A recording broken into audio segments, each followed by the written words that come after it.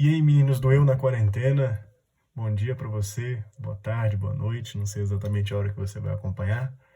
Você deve ter visto que a gente finalmente atravessou a Idade Média, vimos as principais características, e agora nós temos que entrar na Idade Moderna. Só que para que a gente realmente entre na Idade Moderna, comece a falar, por exemplo, de reforma protestante, absolutismo e essas coisas assim, nós temos que fazer um momento de organizar as ideias da nossa cabeça e fazer a transição. Então, essa aula de hoje, aquilo que nós vamos ver agora, é a chamada transição. Então, observe aí o que eu estou fazendo. É a transição, tá vendo? É a transição da Idade Média para a modernidade.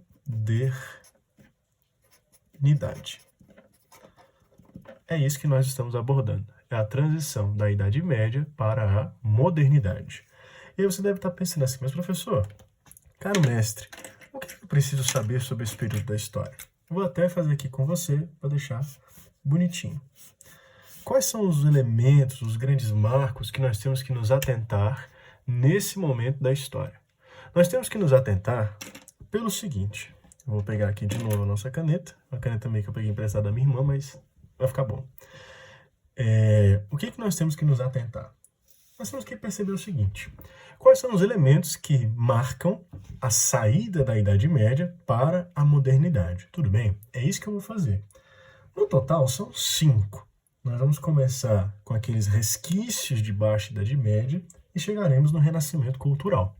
Mas para a gente fazer esse passeio, temos que começar do começo, obviamente. Então vamos lá. Onde que nós começamos? Você tem que lembrar do finalzinho daquela aula. Você lembra da Baixa Idade Média?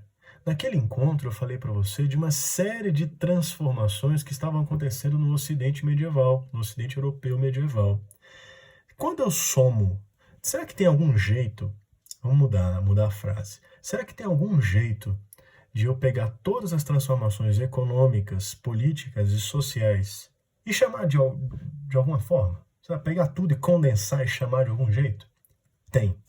Esta transição, ela acontece em passos. Então, a primeira coisa que eu vou escrever é o seguinte, ó.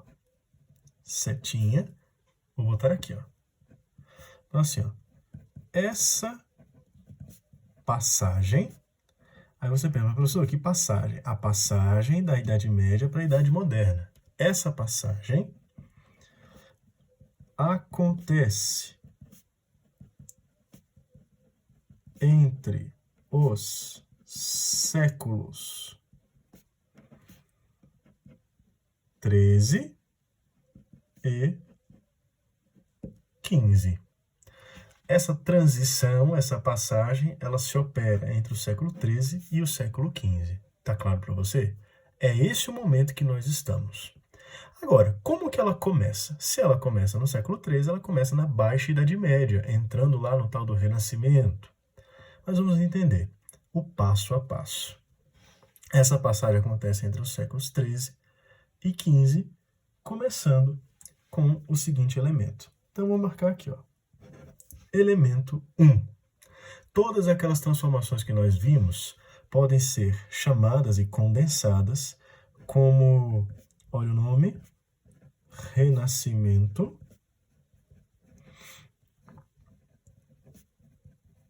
urbano e comercial. Aí você pensa, professor, como assim renascimento urbano e comercial? Isso é tão importante que eu vou usar marca-texto. Então vamos colocar aqui, ó. Renascimento urbano e comercial. Aí você deve estar se perguntando, professor, não estou entendendo. Você consegue visualizar aquele conjunto de transformações que aconteceu? Maior produção, maior expectativa de vida, o surgimento do excedente, as trocas e, sobretudo, a vida urbana. E, sobretudo, aí você pergunta, dois sobretudos? Principalmente a vida urbana e a galera que era especializada em fazer as trocas. A burguesia. É disso que eu estou falando. Então, nesses elementos do renascimento comercial e urbano e comercial, lá do século XII, XIII, o que se destaca? Destaca-se a moeda, destaca-se o comércio, obviamente, destaca-se o ator disso tudo, que é a burguesia. E quando eu falo de comércio, destaquemos aqui, ó, rotas comerciais, sobretudo a rota do Mediterrâneo, tem que saber. Rotas comerciais, destaque para o Mediterrâneo. Então eu tenho comércio, moeda, burguesia e, quando eu falo de renascimento urbano e comercial, eu estou falando de cidades. E nós temos um elemento que está faltando. Além de cidade, burguesia, comércio, moeda, rotas comerciais, essas coisas, está faltando as pessoas. Quando eu falo de burguesia, eu tenho que acrescentar aqui uma coisa que tem que ficar claríssima para você. É a circulação de gente, é a circulação de pessoas. E perceba, nós estamos vivendo uma quarentena, não é? A quarentena do coronavírus, do novo coronavírus. Agora repare, nós estamos todos basicamente em casa. Aí você pensa, se não houvesse internet, se não houvesse televisão, se não houvesse rádio, como que você ia ficar sabendo das coisas? Era praticamente impossível nesse cenário. Mas na Idade Média, nesse momento da história, este renascimento urbano, e ó, que fique claro isso para você, o renascimento urbano e comercial, ele causa a circulação de pessoas. Isso é importante. Aí você pensa, professor, mas circulação de pessoas, o que isso quer dizer? Quer dizer o seguinte, fofoca. Quer dizer que os babados de todos os lugares vão ser compartilhados. É isso que eu quero dizer para você. Então, bem aqui em circulação de pessoas, acrescentemos assim, ó, e também de ideias, porque as pessoas conversam.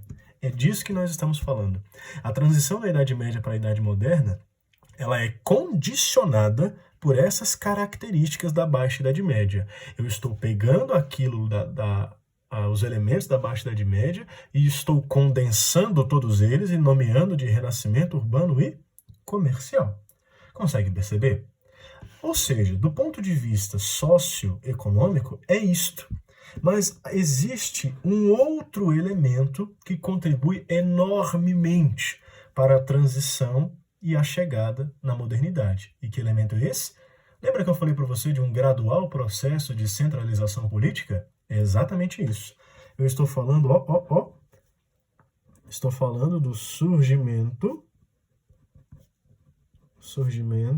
das monarquias, que fique claro, das monarquias nacionais.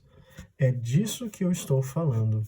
Ou seja, aquele processo gradual de transformação e de centralização política deságua aqui, no surgimento das monarquias nacionais. Fechou para você? Agora vamos lá. Como que isso se processa?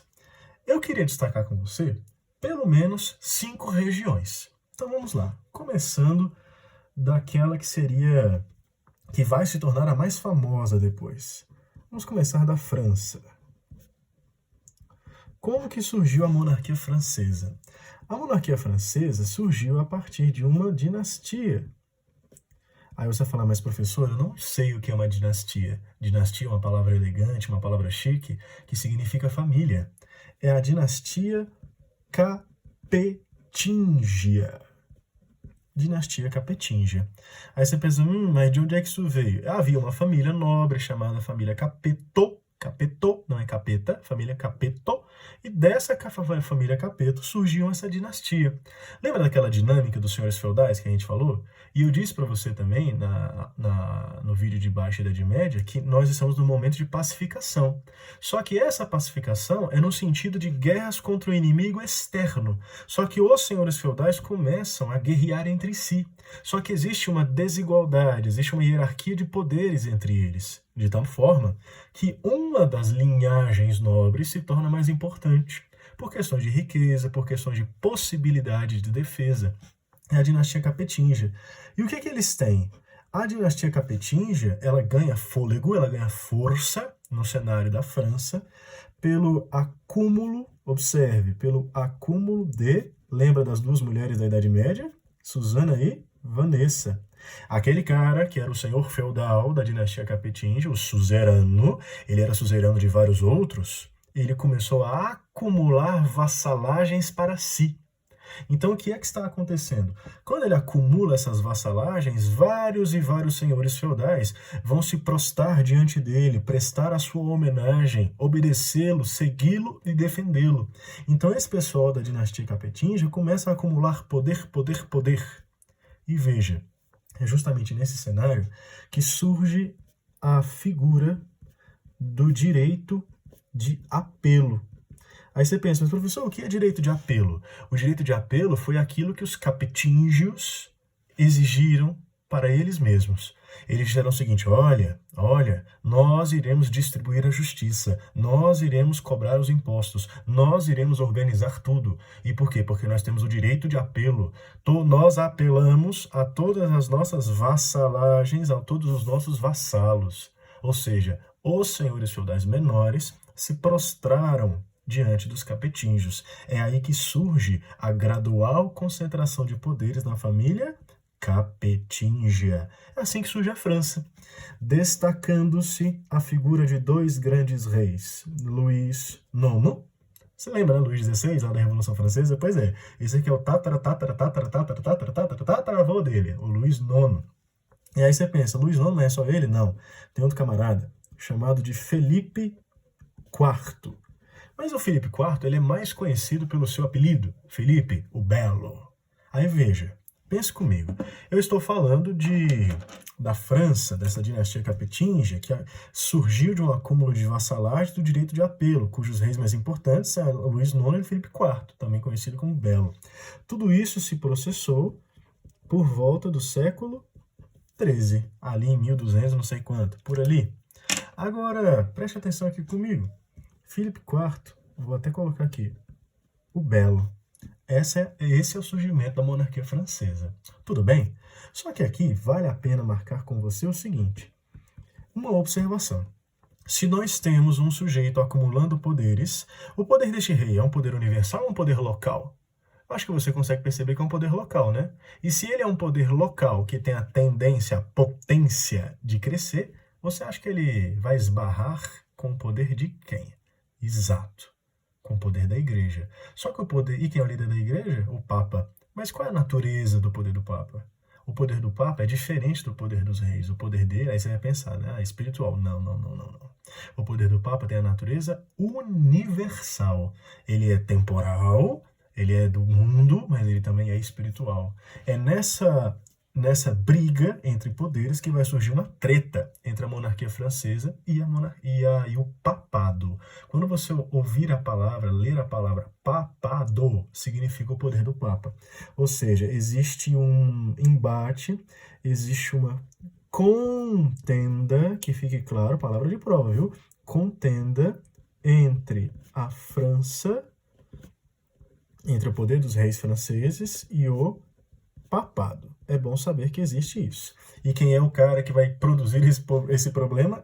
O próprio Filipe o Belo, que queria cobrar impostos da igreja, queria controlar os templários, aí vai dar confusão, mas isso é um nível de especificidade que não interessa para você que está focado em UNB. Mas vamos lá, esse é o surgimento da França. Professor, como que é o surgimento da Inglaterra, terra de Betinha? E veja que curioso, no início a Inglaterra não tinha esse poderio todo. Porque quando a gente fala em Inglaterra, a gente pensa em grandiosidade, imperialismo, aquela coisa toda. Só que no início a Inglaterra era muito aquém. A Inglaterra não era essa potência toda. E como que surge a Inglaterra? A Inglaterra surge também de uma dinastia, só que no caso deles é a dinastia normanda. Beleza? Lá em 1066, o primeiro rei, William the Conqueror, que a gente traduz como Guilherme, o Conquistador.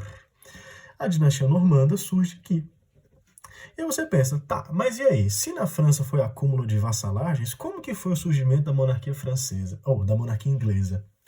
A monarquia inglesa, ela surge numa relação semelhante, então vale a pena nós colocarmos acúmulo de vassalagens, no mesmo esquema.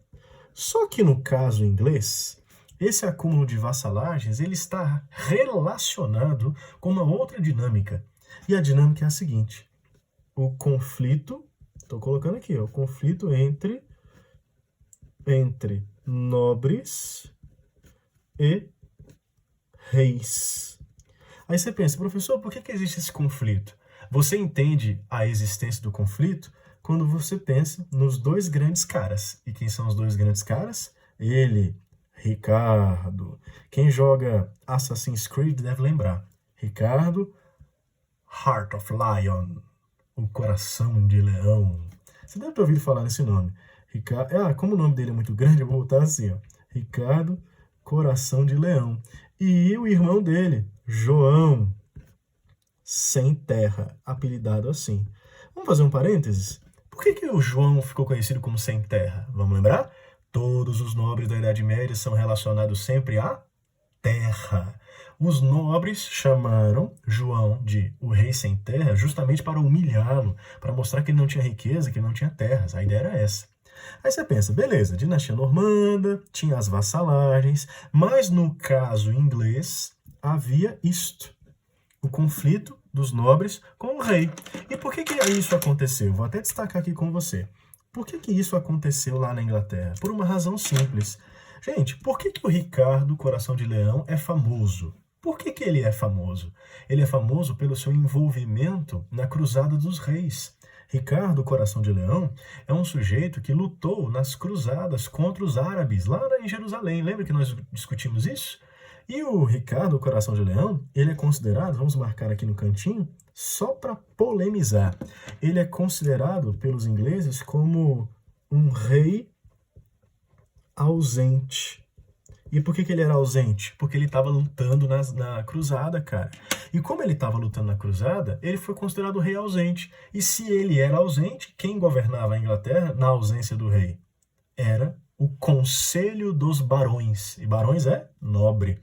Resultado, o rei Ricardo, coração de leão, morre na cruzada e ele não tinha filhos. Resultado, João sem terra assume o trono. Só que o João assumiu o trono da Inglaterra no momento em que o Conselho dos Barões era muito forte, tinha conquistado muito poder, devido à ausência do rei. Resultado, João sem terra entra em rota de colisão com os barões. Por quê? Ele queria centralizar o poder, ele queria criar impostos, ele queria mandar e desmandar na Inglaterra.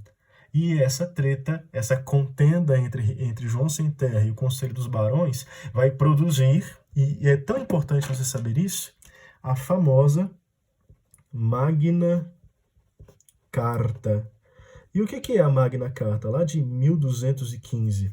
A Magna Carta foi um mecanismo, foi um documento que os nobres ingleses construíram, redigiram, em que o rei fazia um compromisso de que ele não criaria novos impostos e que as decisões dele seriam sempre, antes de tomar as suas decisões, ele sempre iria consultar o Conselho dos Barões.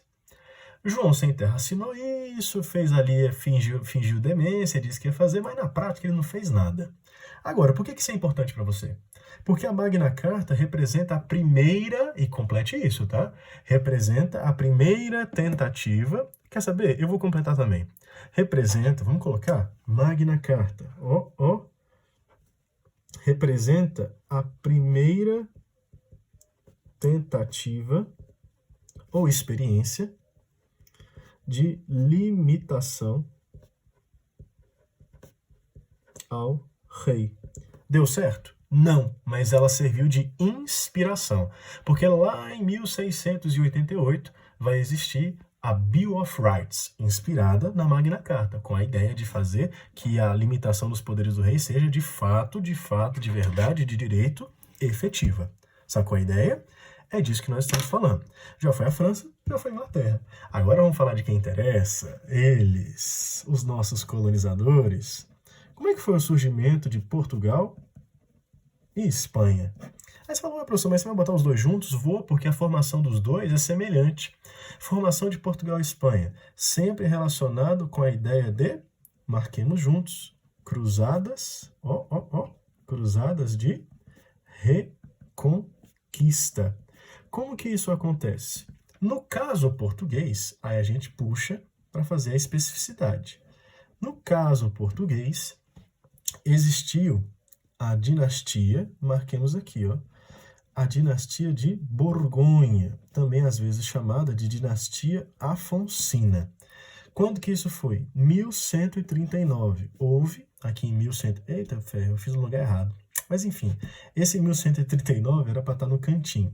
1139 acontece a famosa Batalha de Oryx. Aí você pensa, professor, por que eu tenho que saber essas coisas? Aqui vale para você fazer o casamento com a aula do Átila. Portugal e Espanha surgiram nas Cruzadas de Reconquista. Cruzadas de Reconquista são as lutas dos cristãos para retomar a Península Ibérica do domínio dos muçulmanos. Por isso que é Reconquista.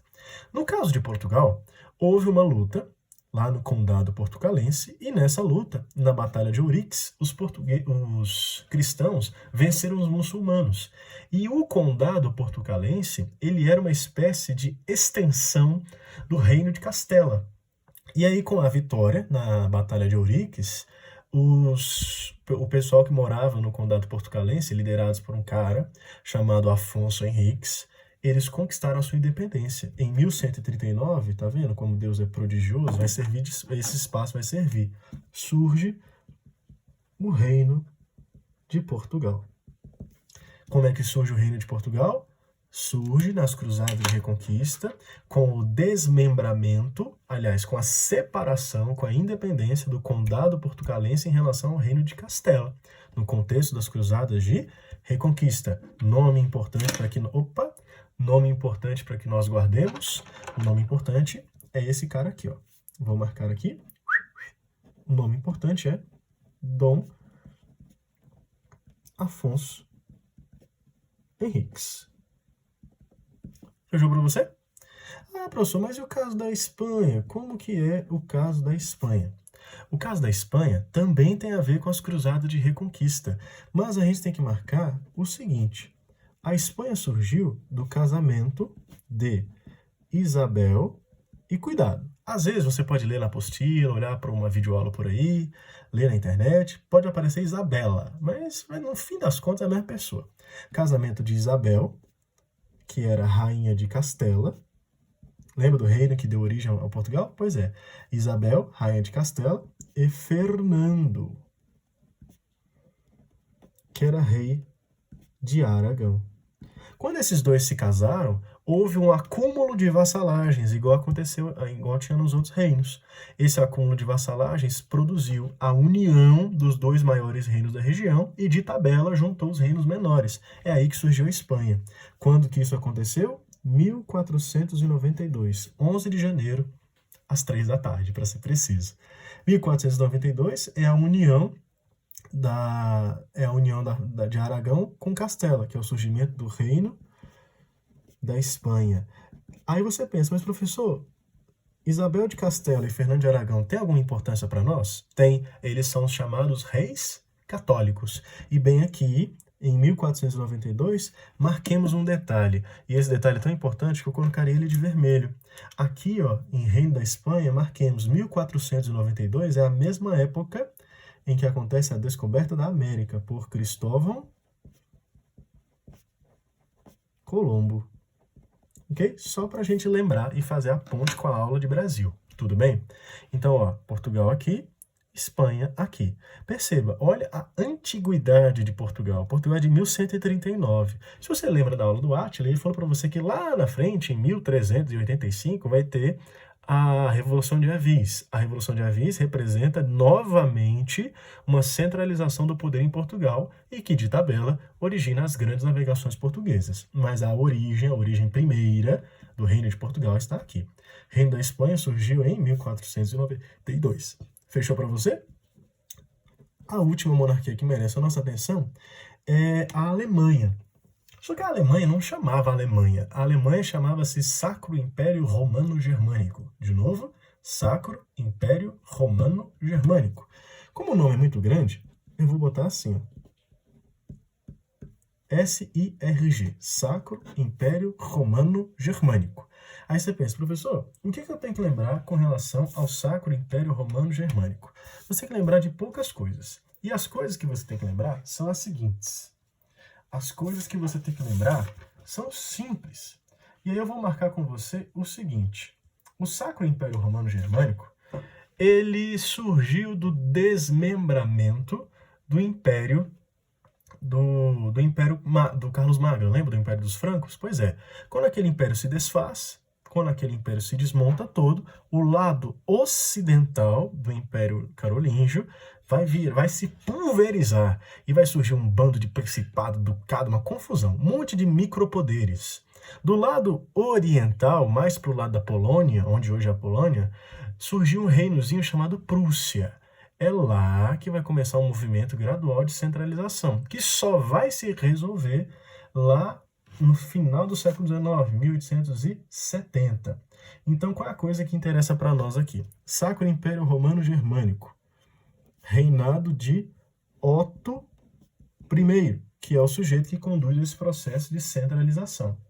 Agora, quais são as características principais? As características principais são as seguintes. Era um império de fronteiras móveis. O que isso quer dizer? Se você pegar mapas do Sacro Império Romano Germânico em diferentes épocas e comparar, você vai ver que a fronteira é diferente. Mas é muito diferente. E por quê? Lembra que eu falei que do lado ocidental o poder era pulverizado e do lado oriental era mais centralizado? É isso que eu quero dizer. Do lado ocidental, você tinha principados, ducados, bispados, marcas territoriais, os marqueses, né? São os senhores feudais. Essa região, ela entrava em conflito o tempo inteiro. Então, dentro do império, você tinha regiões que eram livres, regiões que eram subordinadas, tudo isso acontecendo dessa forma. Então, é um império que, ao longo do tempo, ele tem as suas fronteiras móveis. Isso é uma característica do Sacro Império Romano Germânico. Outra coisa que merece a nossa atenção é o seguinte, era uma monarquia, aí você pensa, mas se tinha regiões onde o poder era pulverizado, como é que essa monarquia funcionava? Ela era assim, ó, era uma monarquia eletiva. Os senhores se reuniam e escolhiam um cara que ia ser o grande imperador deles, em que eles se subordinavam a eles somente em algumas questões. É uma monarquia eletiva, o parlamento deles tem um nome engraçado, tá? É Reichstag, assim, ó, Reichstag. E esse Reichstag, às vezes, se você for olhar por aí, também pode ser chamado de dietas imperiais. Às vezes pode aparecer esse nome. Fechou para você? Essas são as monarquias que surgiram. Fechou? Agora, se você acabou de ver como que foi o processo gradual de centralização do poder, o surgimento das monarquias europeias, as nacionais europeias, nós podemos falar daquilo que vai ser o grande marco para a derrocada, para a queda, para o esgotamento da Idade Média, do feudalismo. É a crise do século XIV. Aí você pensa, professor, como que foi essa crise? O que aconteceu nela? Nessa crise do século XIV, te convido a entender da seguinte forma. Quais são os elementos que estão presentes nela? Aí, nós temos que pensar uma coisinha. Na Baixa Idade Média, quando eu fiz aquela explicação para você, eu trisquei aqui sem querer. Eu lhe disse, quando eu falei lá da Baixa Idade Média, que havia um crescimento demográfico, mas também havia um crescimento produtivo. Só que aqui nós temos que lembrar daquela teoria malthusiana. A população, ela cresce em PG, em progressão geométrica, ou ela cresce em PA, progressão aritmética. Sacou? Então o lance é o seguinte, a comida, a produção, ela cresce num ritmo de PA, ao passo que a população cresce num ritmo de PG. Você consegue analisar que no longo prazo isso dá um descompasso? Existe uma desarmonia? Então é como se a população crescesse assim e a comida crescesse assim. Nesse gap que tem aqui, ó, nesse intervalo, é a defasagem, é o déficit. Ou seja, a crise do século XIV ela tem algumas razões. Quais são as razões da crise do século XIV? Vamos marcar? As razões da crise do século XIV são as seguintes. A produção não consegue acompanhar o consumo. Como a produção não acompanha o consumo, nós temos um lento processo de inflação. que é verificada em várias regiões da Europa. Aí você fala, mas inflação não tem que ter moeda? Sim, tem que ter dinheiro, comércio. Eu já estou na Baixa Idade Média. Então, ó, inflação. Mas pensa, será que vai ser suficiente? Não. Ou seja, vai gerar fome, porque você tem muita gente e uma produção que não acompanha. E é uma sociedade desigual. Então, somente os nobres, os melhores, aqueles que são considerados superiores, vão ter acesso a isso. Então, você tem inflação e você tem fome. No entanto, você lembra que durante a Idade Média, os servos, eles eram subordinados aos seus senhores e eles tinham que pagar aquelas taxas, tipo talha, banalidade, mão morta, direito da primeira noite, essas coisas assim? Pense comigo, a produção está diminuindo, porque existe o gap, né, entre o PA e o PG, a inflação está aumentando, a fome está aumentando. Mas você acha que os senhores feudais vão ser simpáticos com essa questão? De maneira nenhuma. E para piorar a situação, lá naqueles porões, comércio, rotas comerciais. Lembra que o pessoal ia para o Oriente? Pois é. Vai acontecer a proliferação de uma pandemia. Só que naquela época não era bem pandemia. A gente chama de epidemia mesmo. Era a epidemia de peste negra. E como é que isso aconteceu? Os barcos, rotas comerciais, comércio, burguesia, moeda, Baixa Idade Média. Os barcos iam lá para o Oriente e voltavam. Só que eles voltavam trazendo os produtos, trazendo as pessoas, trazendo a riqueza, mas também trazendo ratos. E naquela época, as cidades, elas eram com péssimas condições sanitárias. Todo mundo vivia amontoado, uma ceboseira, esgoto ao céu aberto, no meio da rua. Então, o que aconteceu? Houve uma epidemia de peste. A peste matou, vamos colocar aqui, ó, a peste matou 1/3 da Europa, 1/3 da população. E olha que coisa curiosa, hoje, na nossa pandemia de coronavírus, nós estamos falando de 10 mil mortos. É o que se discute por aí. E as pessoas já entram em desespero. Agora imagina se 1/3 do continente morre, velho. Foi aquilo que aconteceu naquela época. Agora pensa comigo, se você tem uma epidemia que matou 1/3 da população, você concorda comigo que tem mais gente nas classes baixas do que nas classes altas? Então você tem muito mais gente no povo, nos servos, e menos gente lá no clero e lá na nobreza. Agora veja, se eu tenho menos gente nos servos, porque a galera vai morrendo e o pobre sempre se... Desculpa, eu ia xingar, né? E o pobre sempre se arrebenta, pensa, vai faltar mão de obra aonde? No campo, né? Aí você soma as coisas. Se a peste negra mata a galera, então a produção vai ser menor, vai gerar mais inflação e mais fome. Só que aí vamos voltar para aquela questão. Se está faltando gente, está produzindo pouco e está tendo fome e está tendo inflação, você acha que os senhores feudais vão ser simpáticos com isso ou eles vão arrochar ainda mais a cobrança das taxas? O mundo é luta de classes, né? Beleza, o que vai acontecer? São as revoltas, atenção, revoltas camponesas. O povão, os camponeses começam a se revoltar contra os senhores feudais. E veja, quem é que está em maior número? O povão ou a nobreza? É claro que é o povão. E aí o nobre vai ter que fazer a seguinte conta: opa, se essa galera se revolta contra mim, eu vou morrer. O que ele faz? Ele recorre a quem tem mais autoridade, que tem mais poder, que é o senhor feudal mais poderoso, o suzerano dele. Lembra da suzerania e vassalagem? Pois é. Lembra que a gente falou de acúmulo de vassalagens? Isso aconteceu na França, isso aconteceu na Inglaterra. Ou seja, os nobres mais pobres, os nobres que não tinham tanta fonte de riqueza assim, recorreram aos seus suzeranos para administrar a crise. É por isso que esses caras na Inglaterra e na França, menos em Portugal e na Espanha, mas sobretudo na França e na Inglaterra, começam a acumular poder. Porque esses senhores feudais, diante das revoltas camponesas, vão recorrer a eles. Você entende a dinâmica? Ou seja, a crise do século XIV contribui para o fortalecimento das monarquias e o poder dos reis nessa transição da Idade Média para a Idade Moderna. Aí você pensa, professor, já foi fome, inflação, peste e revolta. Falta o quê? Falta o grande conflito dessa transição. Eu estou falando de poderes que estão se centralizando, de disputas políticas, não é mesmo? Pois é. Adivinha? Isso mesmo que está na sua cabeça. Vou até trocar de cor porque é muito importante. A famosíssima... Opa, mexi na folha de novo.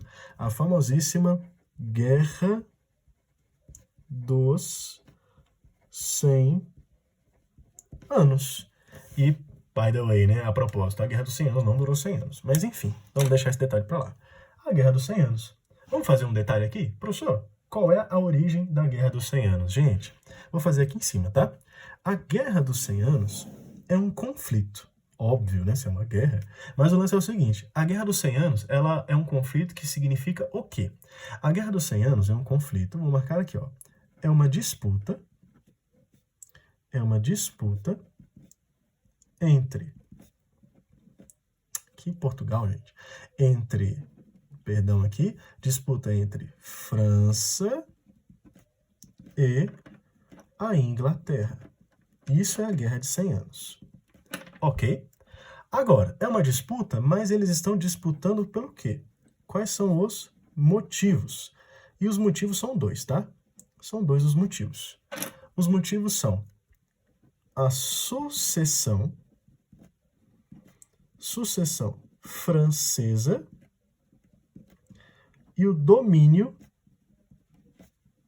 de Flandres. Aí você pensa, professor, o que é Flandres? Tem aluno que gosta de fazer aquela zoeira e dizer que é o vizinho do Homer Simpson, mas neste caso não importa.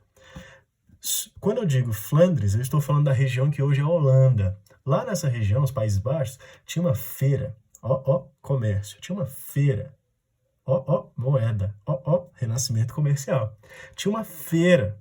Então tinha muita grana circulando ali. E Portugal, França e Inglaterra estavam disputando aquela região. Só que o que vai realmente precipitar os acontecimentos? O que vai precipitar os acontecimentos é isso aqui, ó. A sucessão francesa. A França, ela era governada por um cara chamado Carlos IV. O nome dele era esse, Carlos IV. E qual foi o problema? O Carlos IV, ele era neto, ele era neto de Filipe o Belo. Lembra que eu falei dele? Pois é, o Carlos IV era neto do Filipe o Belo. Só que o problema foi o seguinte, o Carlos IV morreu, só que ele morreu sem deixar um herdeiro homem para sucedê-lo. E aí quando o Carlos IV morre, quando o C4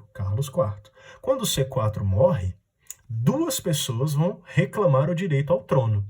O primeiro cara que vai fazer isso é o filho do irmão do Carlos IV. Aí você pensa, peraí, se é filho do irmão do cara, então é primo dele?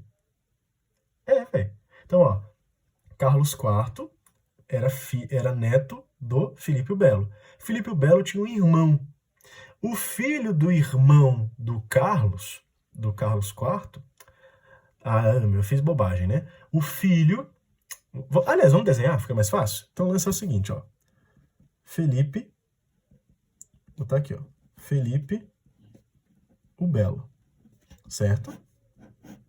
Felipe o Belo. Felipe o Belo tinha um irmão. A gente marca aqui, ó. O irmão do Felipe o Belo. Que era um camarada chamado Carlos. Certo? É irmão dele. O Felipe o Belo teve a sua esposa, teve os seus filhos. E dentre os filhos dele, dois se destacam. Uma menina chamada Isabela e um outro rapaz chamado Carlos IV. Aí você pensa, professor, mas você não falou que ele era neto? Pois é, eu não coloquei o filho do Filipe o Belo, que era o Luiz. Mas enfim, Filipe o Belo, casado com a esposa dele, teve os filhos dele. Dos filhos dele veio os netos. Então vamos deixar bem claro aqui, ó. Carlos IV é neto de Filipe o Belo. O Carlos IV, neto do Filipe o Belo, tem um primo, que é filho do irmão do avô dele. Percebe? Então é tio-avô. Então, deixa eu ver, se é tio-avô, então o primo de segundo grau, Filipe de Valois, que era o nome desse cara. O Filipe de Valois é primo do Carlos IV, certo? Só que ele é primo o Filipe de Valois é filho do tio-avô do Carlos IV. Carlos IV, este Carlos é tio-avô desse Carlos IV. E o Filipe Valois é primo do Carlos IV. Consegue ver agora? Eu sei que ficou meio confuso aqui, porque eu me embananei na hora de desenhar. Mas o lance é, Carlos IV era rei da França, neto de Filipe o Belo. O primo de Carlos IV era Filipe de Valois, que era filho do tio-avô do Carlos IV. Consegue ver? Melhorou agora, né? Agora o lance é o seguinte, quando Carlos IV morre, o Filipe Belo já tinha morrido, né? Quando Carlos IV morre, ele não tinha descendência. Só que a Isabela, ela tinha se casado, vamos até trocar de cor aqui, a Isabela, que era a irmã do Carlos IV, ela tinha se casado com um cara chamado Eduardo, mas não era qualquer Eduardo, era Eduardo II, rei da onde? Adivinha? Da Inglaterra.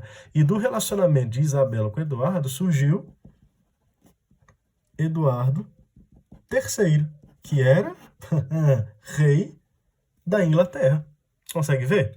Aí, o que aconteceu? Quando o Carlos morreu, o Filipe de Valois falou, bom, se não tem descendência, a coroa é minha. Só que o Eduardo III pegou e falou, a coroa é minha também. É dessa disputa entre Filipe de Valois e Eduardo III, rei da Inglaterra, que eles estão brigando. Consegue ver agora?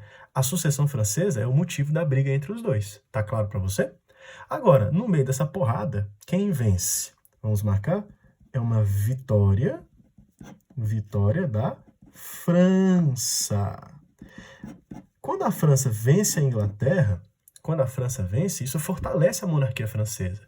Toda vez que você pensa em absolutismo, você pensa na França, você pensa em Luís XIV, XV, XVI. Pois é, de onde que veio esse fortalecimento? Da vitória dos franceses em relação aos ingleses, destacando-se a participação grandiosa e honrosa dela, Joana d'Arc. Qual é o peso de Joana d'Arc? Ela foi a responsável por mobilizar a população francesa contra os ingleses. Tudo bem com você? Agora, isso é a crise do século XIV. Aí você pensa, nossa, professor, então, se o cenário estava tão calamitoso desse jeito, o que é que vai realmente complicar a situação? O que vai complicar a situação é um fator de ordem cultural. Aquilo que vai selar de vez, aquilo que vai sepultar o caixão da Idade Média, é um processo lento, gradual, mas que é importante você entender, chamado de renascimento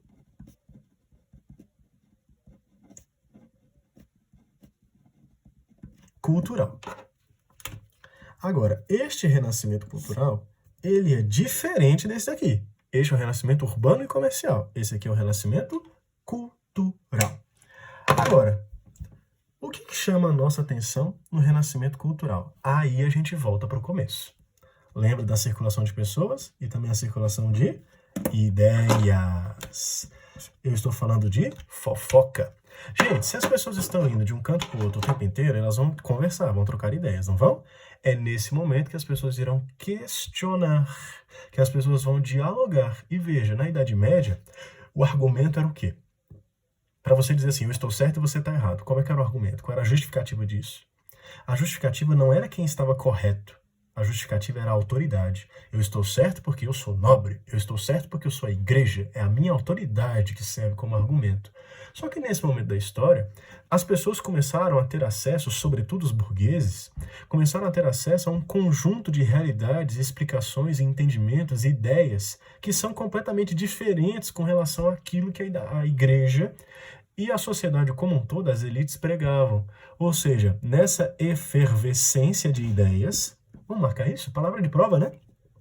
Nesse ambiente de efervescência, em que borbulhava, em que a Europa se transformou num caldeirão cultural, nessa efervescência de ideias, e repara, o elemento que vai dar fôlego a isso, que vai colocar lenha na fogueira, além dessa efervescência de ideias, é o trânsito.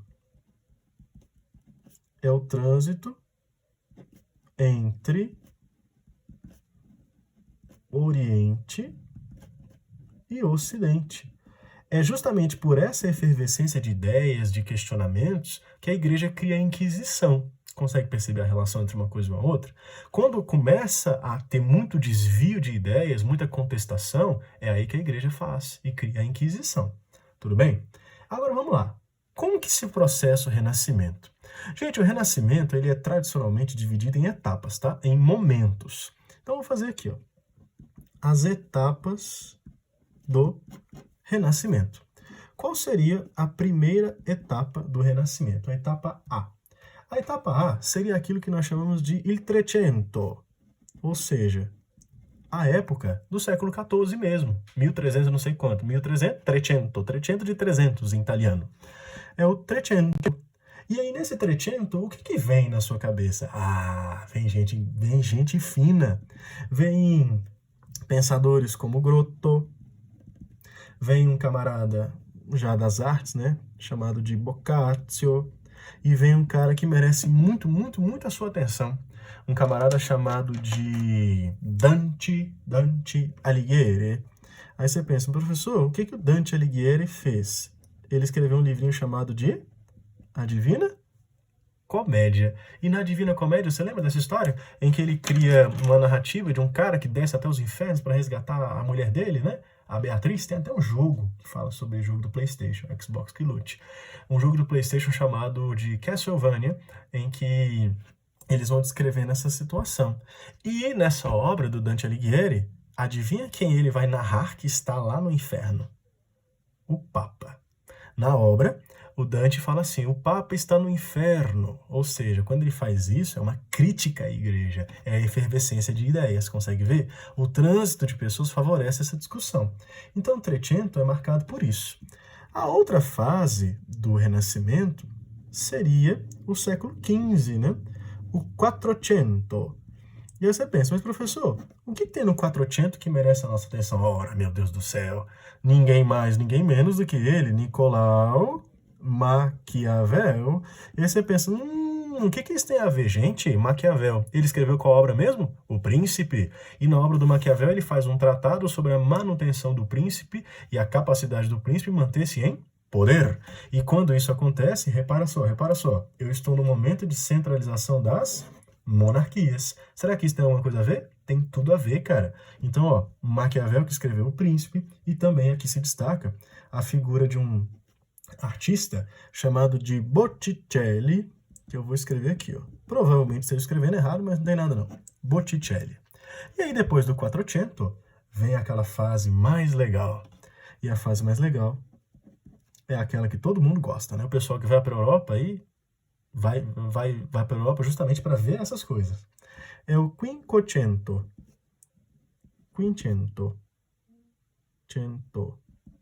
E nesse Quinquecento, quais são os artistas que merecem nossa atenção? Ele, Leonardo